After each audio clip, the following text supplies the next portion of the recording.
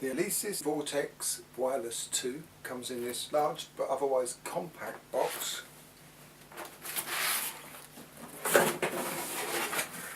And inside we have the wireless USB stick,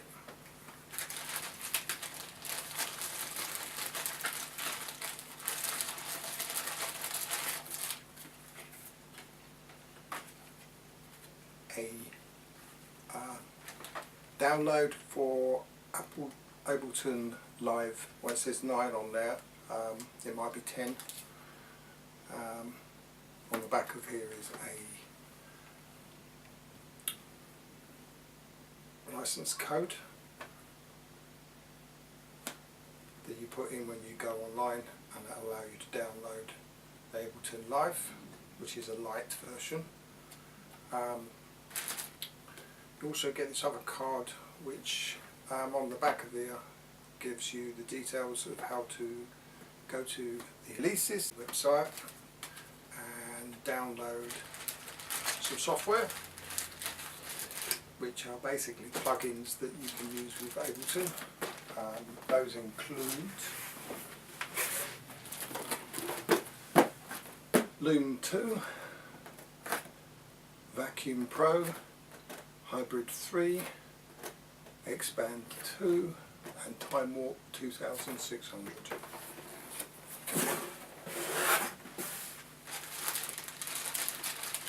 The other things in this particular bag is a user's guide and a safety instructions.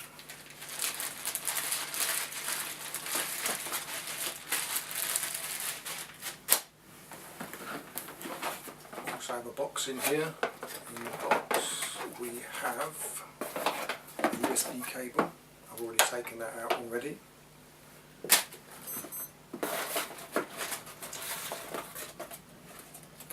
And we have a guitar strap.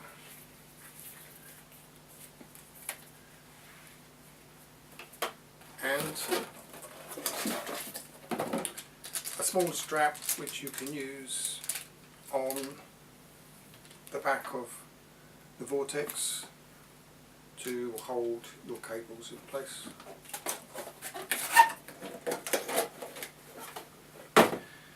Now I would say at this point that this strap, and it's been expanded to its full length here, is a bit on the short side. This is a standard guitar strap at its full length. And as you can see, that goes that far across, and the Alesis is, well, it's only a few inches shorter than a standard cable and a standard strap, but that makes a difference when trying to wear it. So although it does come with a strap, I would recommend buying a proper guitar strap so that you can wear the Vortex at a more comfortable position.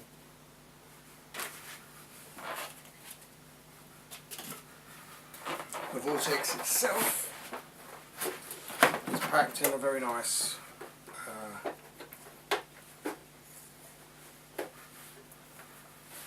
sleeve,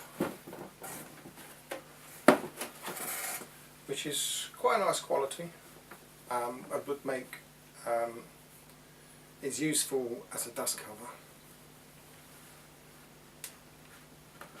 The Alesis itself is a reasonable size. It's a lot lighter than you might imagine because there's no built-in synthesizer in it. It's purely a controller, and it is in this black glossy finish, which I would point out does actually scratch quite easily, but from a distance you can't really see that.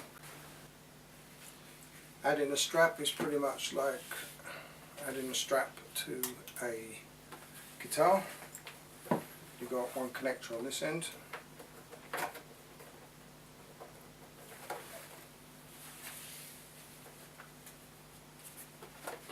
another connector just on the back there.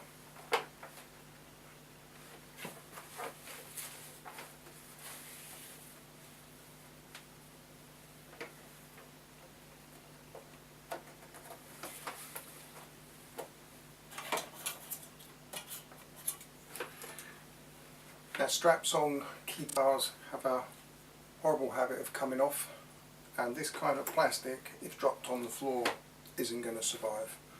So I've got here some strap locks.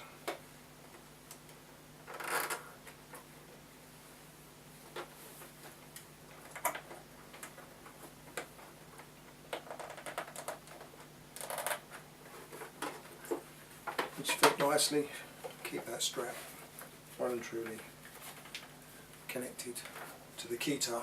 The Vortex can be driven by putting 4 batteries in the back there. If you put the batteries in the back, you can then put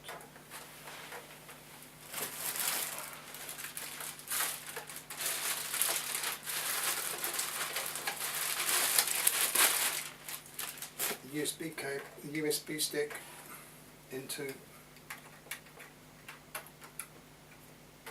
your laptop, but I find it's a bit wide to fit nicely in my laptop, so I use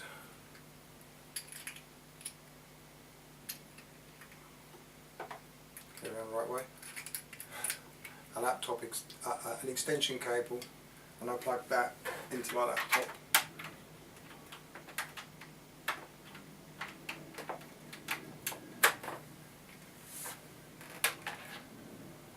But for the purpose of this point, I'm not going to put batteries in here.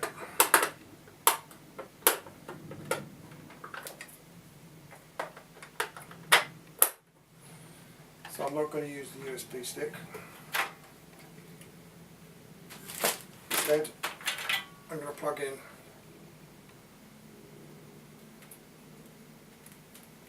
a USB cable.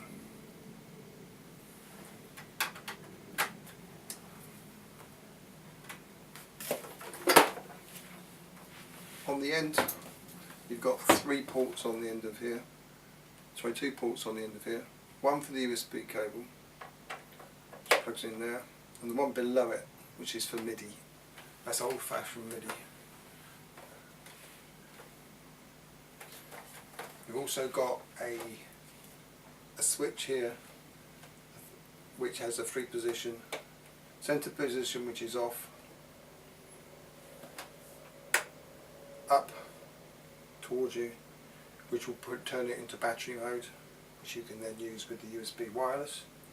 Or if you push it all the way down, it turns on the USB connection.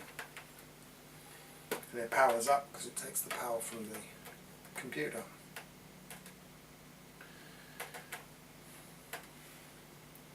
So we've got 37 keys here across the board. We've got 8 pads down the bottom here.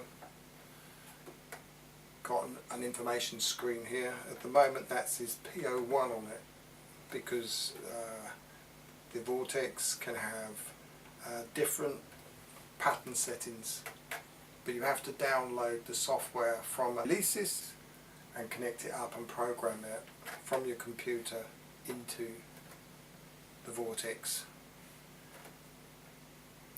I would suggest downloading it and modifying the patch, because I like to make sure I've got this patch here, patch number 1, set up as a panic, which is a kill switch basically that stops all notes from playing.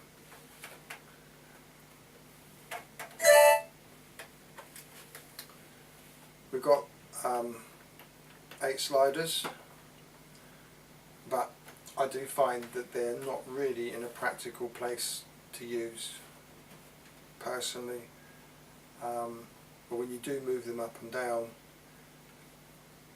the value is shown on the screen, so you do know where you're setting them to. Using the patch software, you can assign these to different MIDI controls.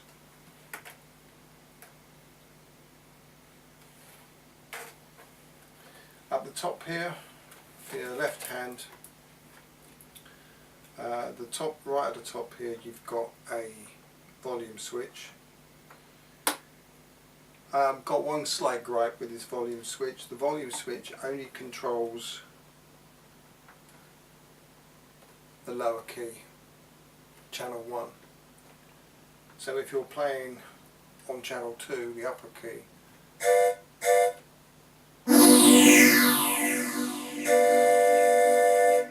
it makes no difference, whereas when you're in the lower key, it will change the volume. It would have been nice if that had been set to be programmable, or at the very least control both volume of both channels, particularly since you can't have both channels on at the same time. So you've got an upper button, an upper key button, a lower key button. Well, that's the other way around. That's a lower key button, that's the upper key button. And you've got this split button. You can program the split point, so you get, that's upper, so when I put it into split, that stays upper. And down here,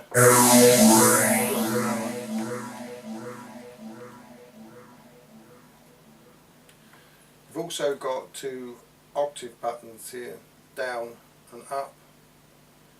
It lights up when it goes down, but you have to actually look at the display down there to actually see how many times you've gone down. And you can go down 4.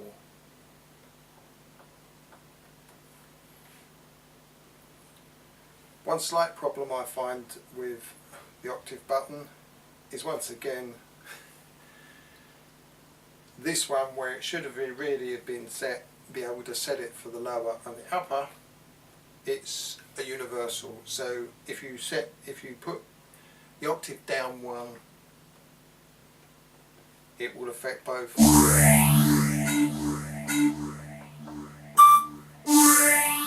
upper and lower, which is a bit inconvenient, because when you do a split,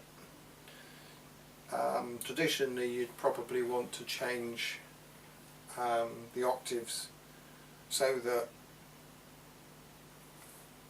when you do the split, this then doesn't continue to be just that part of the keyboard from a tonal point of view. You might want to change it so this mimics this bit, so that they're both in playing the same notes as each other effectively.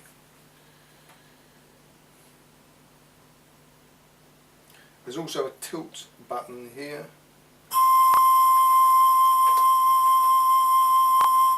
But until you program it, it doesn't really do a lot. You have a pitch button, a pitch wheel at the top here, which is a great position for your thumb. But once again, has no effect whatsoever on the upper channel 2. It only affects the lower channel 1. Over here you've got a sustain button.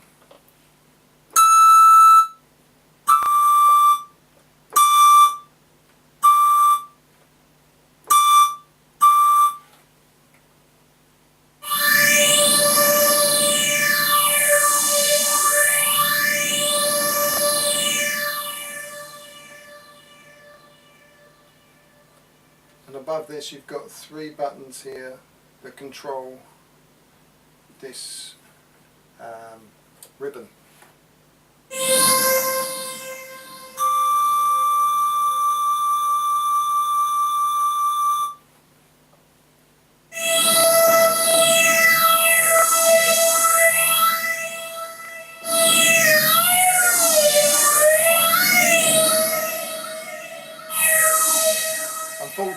when it does mimic the pitch wheel,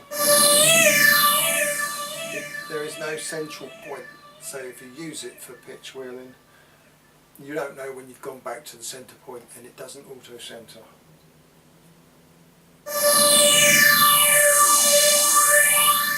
But for the programming, you can set those three buttons up to do different things. So next, I've downloaded the software, and I've put the software into onto the machine, onto my laptop. So I've got some sounds I've already loaded.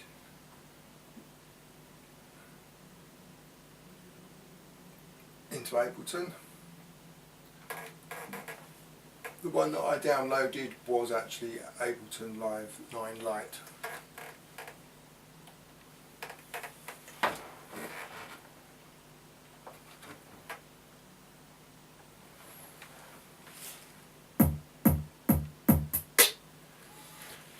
Now this one, from Expand 2, you can add, apart from sounds, you can add beats as well. So I've got from Expand 2 this one.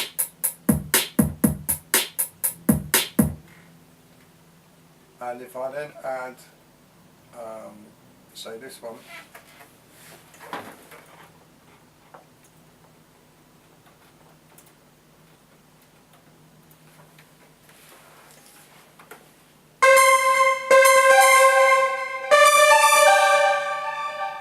let's go for that one.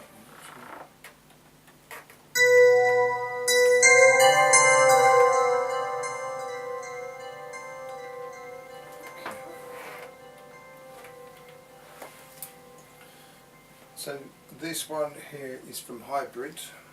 Now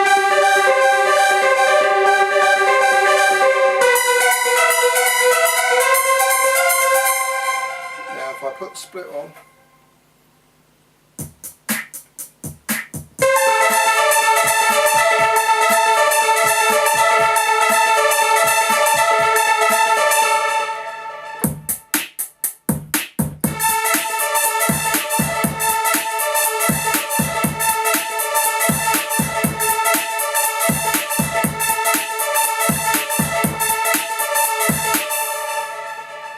so you can be basically the whole band.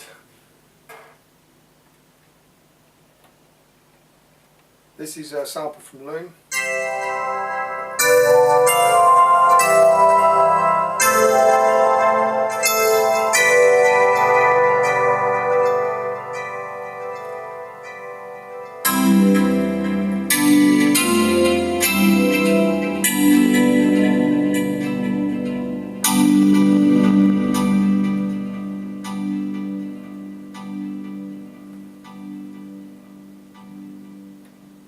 Here's a sample from Vacuum Pro.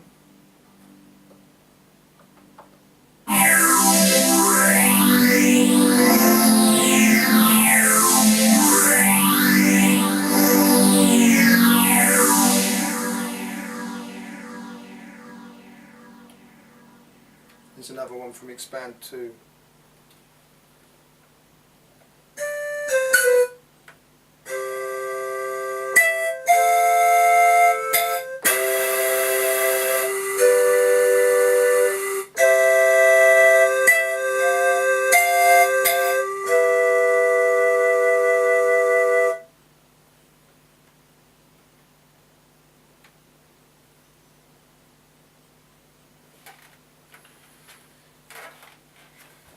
Now I have experienced in the past that when you go from a lower, and you're playing the lower quite a bit, and then you quickly move to the upper, or vice versa from the upper to the lower, that the notes can get stuck. So you end up, if you go from the upper to the lower, you go down to the lower, and you find some of the upper notes still playing once you start playing the lower. That's obviously a bit of a software issue inside the Vortex. That's why I like to put the panic button or the kill all notes into pad 1, so that if they are trapped, I can quickly just press pad 1 to kill all the notes and then carry on playing. I'm sure there'll be a patch at some point from Vortex to resolve that issue, but the only solution when I set this machine up that Vortex had was actually to set up pad 1 as a panic button.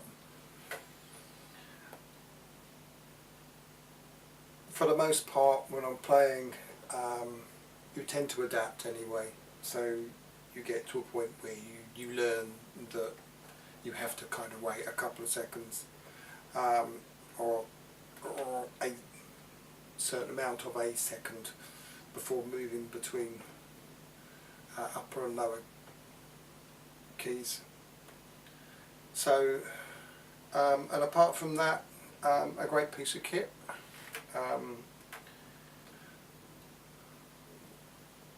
Yeah, apart from that, it's a great piece of kit.